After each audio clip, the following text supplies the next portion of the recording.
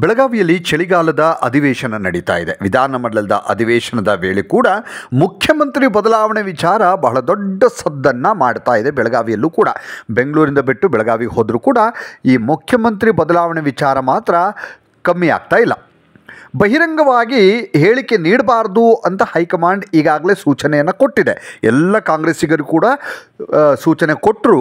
ಅಲ್ಲಲ್ಲಿ ಕೆಲವು ಕಾಂಗ್ರೆಸ್ಸಿಗರು, ಕೆಲವು ನಾಯಕರು ಮಾತ್ರ ಇದಕ್ಕೆ ಸೊಪ್ಪು ಹಾಕ್ತಾ ಇಲ್ಲ. ಅಂದರೆ ಹೈಕಮಾಂಡ್ ಹೇಳಿದ್ದಕ್ಕೆ ಸೊಪ್ಪು ಹಾಕ್ತಾ ಇಲ್ಲ, ತಮ್ಮದೇ ಹೇಳಿಕೆಯನ್ನು ನೀಡ್ತಾ ಇದ್ದಾರೆ. ಅಲ್ಲಲ್ಲಿ ಒಂದೊಂದು ಹೇಳಿಕೆ ಕೊಡ್ತಾ ಇದ್ದಾರೆ. ಇದರ ನಡುವೆ ಇನ್ನೊಂದು ಕಡೆ ಬೆಳವಣಿಗೆ ಏನಂತಂದರೆ, ಬೆಳಗಾವಿಯ ಹೊರವಲಯದಲ್ಲಿ ನಡೆದಂತಹ ಡಿನ್ನರ್ ಮೀಟಿಂಗ್ ಒಂದು ಭಾರೀ ಸದ್ದನ್ನು ಮಾಡ್ತಾ ಇದೆ. ನಿನ್ನೆ ರಾತ್ರಿ ಒಂದು ಹೊರವಲಯದ ರೆಸಾರ್ಟ್ನಲ್ಲಿ ಡಿ.ಕೆ. ಶಿವಕುಮಾರ್ ಮತ್ತು ಆಪ್ತ ಶಾಸಕರು ಆಪ್ತರನ್ನು ಎಲ್ಲ ಸೇರಿಸಿ ಒಂದು ಡಿನ್ನರ್ ಮೀಟಿಂಗನ್ನು ಮಾಡಿದ್ದಾರೆ. ಈ ಔತಣಕೂಟದಲ್ಲಿ ಸುಮಾರು 30ಕ್ಕೂ ಹೆಚ್ಚು ಜನ ಶಾಸಕರು ಇದ್ದಾರೆ. ಇತರ ಮುಖಂಡರು ಕೂಡ, ಬೇರೆ ಬೇರೆ ನಾಯಕರುಗಳು ಕೂಡ ಇದ್ದಾರೆ. ಇದರಲ್ಲಿ ಡಿ.ಸಿ.ಎಂ. ಡಿ.ಕೆ. ಶಿವಕುಮಾರ್ ಮತ್ತು ಅವರ ಸಹೋದರ ಡಿ.ಕೆ. ಸುರೇಶ್ ಕೂಡ ಭಾಗವಹಿಸಿದ್ರು. 30ಕ್ಕೂ ಹೆಚ್ಚು ಜನ ಇದ್ದರು. ಎಲ್ಲರೂ ಕರೆದಿಲ್ಲ, ಕೆಲವರನ್ನ ಆಪ್ತರನ್ನು ಮಾತ್ರ, ಕೆಲವು ನಾಯಕರು ಮತ್ತು ಶಾಸಕರನ್ನು ಕರೆದಿದ್ರು. ಈ ಡಿನ್ನರ್ ಮೀಟಿಂಗಲ್ಲಿ ಡಾಕ್ಟರ್ ಎಂ.ಸಿ. ಸುಧಾಕರ್ ಇದ್ದರು, ಮಂಕಾಳು ವೈದ್ಯ, ಕೆ.ಎಚ್. ಮುನಿಯಪ್ಪ, ಇಕ್ಬಾಲ್ ಹುಸೇನ್, ಕೋಳಿವಾಡ, ರಂಗನಾಥ್, ಲಕ್ಷ್ಮೀ ಹೆಬ್ಬಾಳ್ಕರ್ ಸಹೋದರ ಸೇರಿದಂತೆ ಕೆಲವು ನಾಯಕರು ಈ ಒಂದು ಡಿನ್ನರ್ ಮೀಟಿಂಗಲ್ಲಿ ಭಾಗವಹಿಸಿದರು. ಈ ವಿಚಾರಕ್ಕೆ ಸಂಬಂಧಿಸಿದಂತೆ ಡಿ.ಸಿ.ಎಂ. ಡಿ.ಕೆ. ಶಿವಕುಮಾರ್ ಸ್ಪಷ್ಟನೆಯನ್ನು ಕೂಡ ಕೊಟ್ಟಿದ್ದಾರೆ.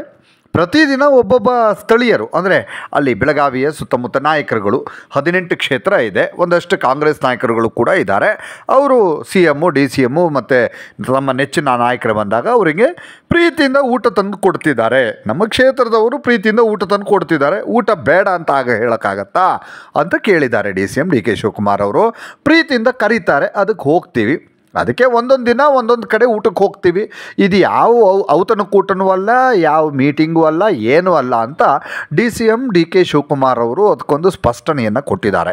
ಮುಖ್ಯಮಂತ್ರಿ ಬದಲಾವಣೆ ವಿಚಾರಕ್ಕೆ ಸಂಬಂಧಪಟ್ಟ ಹಾಗೆ ಮುಖ್ಯಮಂತ್ರಿಗಳ ಪುತ್ರ ಡಾಕ್ಟರ್ ಯತೀಂದ್ರ ಸಿದ್ದರಾಮಯ್ಯ ಅವರು ಕೂಡ ಒಂದಷ್ಟು ಹೇಳಿಕೆಯನ್ನು, ಅಂದರೆ ಈಗ ಹೈಕಮಾಂಡ್ ಯಾರೂ ಕೂಡ ಈ ಬಗ್ಗೆ ಮಾತಾಡಬಾರ್ದು ಅಂತ ಹೇಳಿದ ಮೇಲೂ ಕೂಡ ಇಲ್ಲಿ ಸಿದ್ದರಾಮಯ್ಯನವರ ಮಗ ಅಂದರೆ ಡಾಕ್ಟರ್ ಯತೀಂದ್ರ ಸಿದ್ದರಾಮಯ್ಯ ಅವರು ಹೇಳಿಕೆಯನ್ನು ಕೊಟ್ಟಿದ್ದಾರೆ. ಸಾಕಷ್ಟು ಕಾಂಗ್ರೆಸ್ ನಾಯಕರು ಅಸಮಾಧಾನವನ್ನು ಕೂಡ ವ್ಯಕ್ತಪಡಿಸಿದರು ಈ ಒಂದು ಹೇಳಿಕೆಗೆ.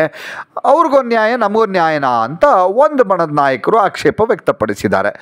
ರಾಮನಗರ ಶಾಸಕ ಇಕ್ಬಾಲ್ ಹುಸೇನ್ ಅವರು ಹೇಳಿಕೆಯನ್ನು ನೀಡಿ, ಸಂಕ್ರಾಂತಿಯ ನಂತರ ಅಲ್ಲ, ವಿಧಾನಮಂಡಲ ಅಧಿವೇಶನ ಮುಗಿದ ಕೂಡಲೇ, ಈಗ ಚಳಿಗಾಲದ ಅಧಿವೇಶನ ಏನು ಬೆಳಗಾವಿಯಲ್ಲಿ ಆಗ್ತಾ ಇದೆ, ಇದು 19ನೇ ತಾರೀಕೇನು ಮುಗಿಯುತ್ತೆ, ಅದಾದ ನಂತರನೇ ಕೂಡಲೇ ವಿಧಾನಮಂಡಲ ಅಧಿವೇಶನ ಮುಗಿದ ಕೂಡಲೇ ಡಿ.ಕೆ. ಶಿವಕುಮಾರ್ ಅವರು ಮುಖ್ಯಮಂತ್ರಿಯಾಗಿ ಪ್ರಮಾಣ ವಚನ ಸ್ವೀಕರಿಸ್ತಾರೆ ಅನ್ನುವಂಥ ಹೇಳಿಕೆಯನ್ನು ಕೂಡ ಕೊಟ್ಟಿದ್ದಾರೆ. ಆ ಕಡೆ ಅವರು ಸಿದ್ದರಾಮಯ್ಯನವ್ರ ಮಗ ಹೇಳಿದ್ಮೇಲೆ ನಾವು ಹೇಳೋಕ್ಕೆ ಏನು ಅಂಥೇಳಿ ಇವರು ಕೂಡ ರಾಮನಗರ ಶಾಸಕ ಇಕ್ಬಾಲ್ ಹುಸೇನ್ ಅವರು ಕೂಡ ಒಂದು ಹೇಳಿಕೆಯನ್ನು ಕೊಟ್ಟಿದ್ದಾರೆ. ತಮ್ಮ ಆಪ್ತರಿಗೆ ಹೇಳಿಕೆಯನ್ನು ಕೊಟ್ಟಿದ್ದಾರೆ. ತಮ್ಮ ಆಪ್ತರಿಗೆ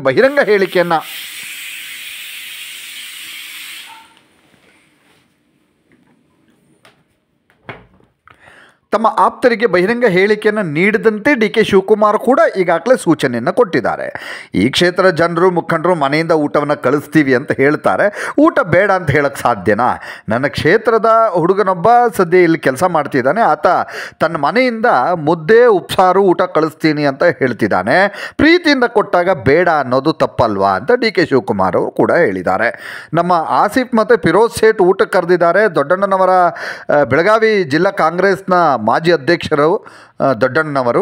ಹಾಗಾಗಿ ನನ್ನ ಸ್ನೇಹಿತರು ಹೌದು, ಅವರು ದೊಡ್ಡ ಕುಟುಂಬ ಅವರದ್ದು ಕೂಡ. ಕಳೆದ 15 ವರ್ಷಗಳಿಂದ ನಮ್ಮ ಮನೆಗೆ ಊಟಕ್ಕೆ ಬನ್ನಿ ಅಂತ ಕರೀತಿದ್ರು.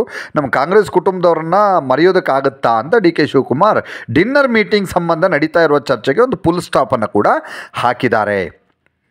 ಇನ್ನಷ್ಟು ವಿಡಿಯೋಗಳಿಗಾಗಿ ಮೀಡಿಯಾ 18 ಕರ್ನಾಟಕ ಚಾನಲನ್ನು ಸಬ್ಸ್ಕ್ರೈಬ್ ಮಾಡಿ ಹಾಗೂ ಹೊಸ ವಿಡಿಯೋಗಳ ಅಪ್ಡೇಟ್ಗಳಿಗಾಗಿ ಬೆಲ್ ಐಕನನ್ನು ಕ್ಲಿಕ್ ಮಾಡಿ.